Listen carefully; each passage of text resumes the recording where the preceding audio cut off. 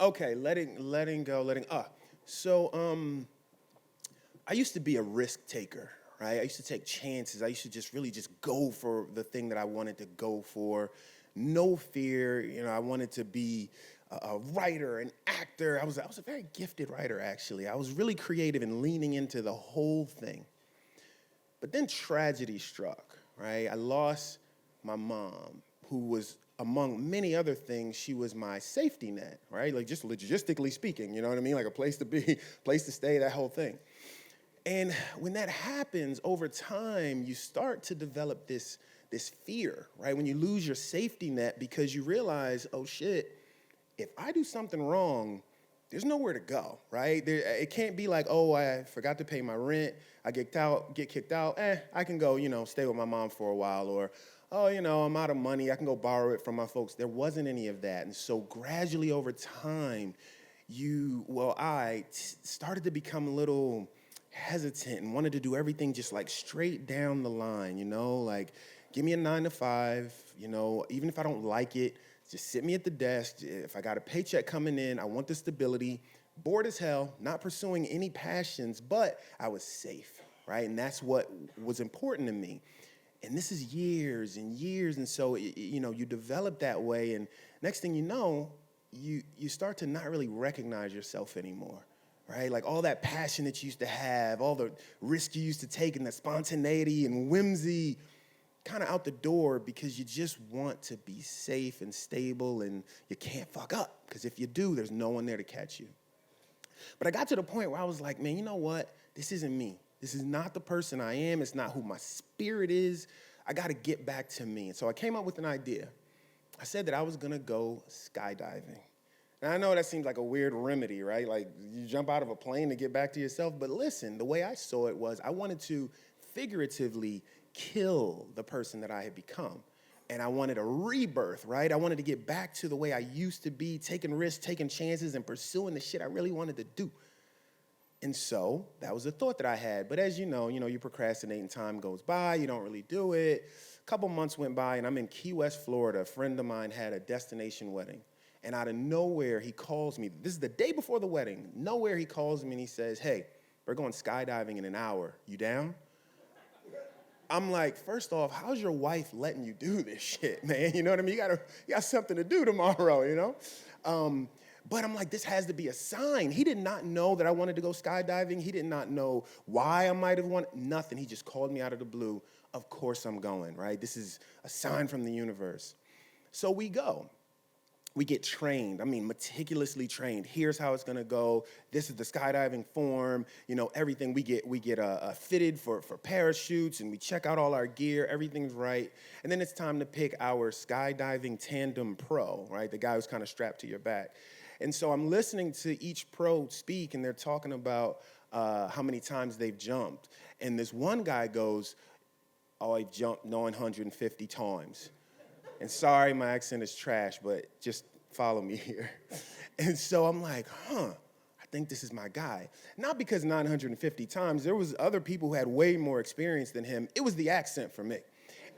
If you watch any movie, the most expert person has an accent, okay? So I'm like, all right, I trust this guy. And so I said to him, I'm like, hey, man, you sure I can trust you? And he says, we're tethered, and I don't want to die. I was like, that is the best point I've ever heard anyone make about anything ever. So this was my guy, right? So we get in, it's me and my pro and my buddy who's getting married and his pro. And we're going up, and if you've ever gone skydiving, you know that the plane doesn't go like this, right? Because then you'd end up somewhere in New Mexico. It has to kind of cyclone up, It goes like this in order to climb up. And so we're going up, and all of a sudden, this noble purpose that I had started going out the window, and scared as shit started coming in. You know what I mean? And I'm having delirious thoughts. I'm looking around. First of all, I saw duct tape on the plane in certain areas. I'm like, what the hell is this about? I can't get hold of my thoughts. I'm hungry all of a sudden. I'm sad. I'm thinking about the G.I. Joe man I stole when I was a kid from the store. Why'd I do that? That was wrong. I'm having all kinds of thoughts that have nothing to do with anything, right? And then I'm realizing, like, damn, how are we so high up? Like, you telling me this isn't high enough? And I see a couple of the guys start adjusting and getting ready. I was like, okay, cool. All right, this is the height. And then my buddy leans over and he says, we're halfway there. I'm like, Jesus Christ, right? So we go up. We ended up getting to 10,000 feet. All right, I'm talking like above clouds, right? And the door opens. Shkoom. The amount of wind coming into the plane was unbelievable. When the door opened, I moved back because I'm sane. My buddy and his pro moved toward the door, and he went first. I would love to say that he jumped, but that's not what it looked like from my perspective. It looked like there was a huge vacuum under the plane, and he got sucked down into it when he left. Right then and there, I was like, yeah, there's no way I'm gonna do this. You know, I wanted my money back. I wanted to sue this company for letting me up.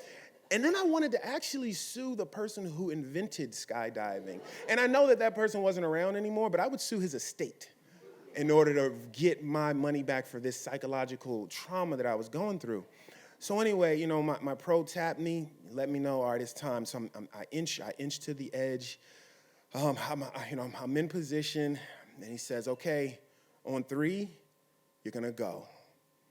He says 3. And I stop him. I'm like, no, you're not gonna go 3, 2, 1, because 3, 2, 1 is usually like a detonation when you get to 1. I'm like, no, we're gonna go 1, 2, 3. So we go 1, 2, 3, and I jump. I push off with my own legs and I jump. Now remember, I was trained meticulously. This is the form, legs slightly bent, hands up like this, slightly cupped. Trained me for over an hour on what to do. Instead, I went, ah, flailing, screaming. I had time to inhale again. It was like, ah. And he gave me these taps, these firm taps on my shoulder, and somehow it all clicked, and I went into what I was trained to do, right? And I'm falling, and it's exhilarating, it's frightening, it's terrifying, it's all those things wrapped into one. I finally forgave myself for stealing that G.I. Joe, man. It was amazing. And then he gave me the sign that the parachute was about to deploy. Whew. And it was just silent. There was no sound, no honking cars, no birds, no, not even any wind. It was just silent.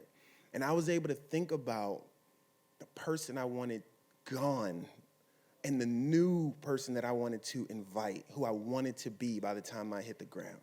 It was amazing. It was so amazing. It was exhilarating. And when we landed, it was just as I planned. I landed on the ground, and I realized that, you know, if I could do that, I could do anything. And it wasn't about not being afraid, because that's what I was thinking. Stop being scared. I know you don't have a safety net, but believe in yourself. No fear, no fear. It wasn't about not having fear. It's actually about having fear, but doing it anyway. Thank you.